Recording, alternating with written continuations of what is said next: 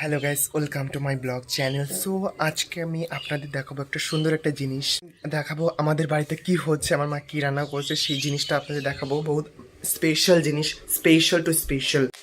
So এটা বলুন তো গাইস কি এটা। আর এদিকে এটা মাছ করেছে, মাছটা খুব ভালো মাছ করেছে। এদিকে চাল রয়েছে, চাল বিচি করা হবে। আর এদিকে দেখুন কত সুন্দর। এদিকে আমাদের রান্না হচ্ছে, ওদিকে মশলাটা করছে। আর এদিকে মাংসটা ধুয়ে কমপ্লিট হয়ে গেছে, এদিকে চাটনিটাও করবে।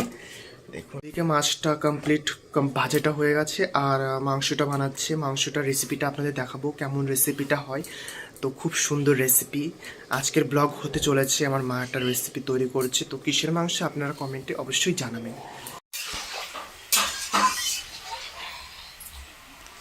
মাংসটা আধা রান্না হয়ে গেছে, কিন্তু সরি গাইস, পুরো ফুলটা বানাতে পারিনি। দেখুন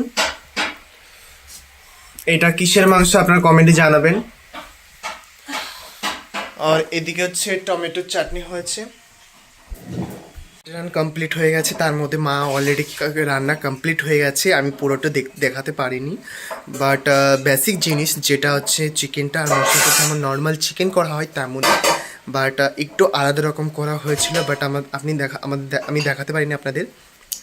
সো আর কি রেসিপি কি তৈরি হয়েছে সেগুলো আপনাদের দেখাচ্ছি। তো চাটনি হয়েছে, আর এইদিকে হয়েছে মাছের তরকারি, আর ওইদিকে মাছটা হয়েছে, আর ভাতটা পরে করবে। তো পরে রান্নাটা কমপ্লিট হলে খেতে বসবো। সো আজকের ব্লগটা হলো এইটাই।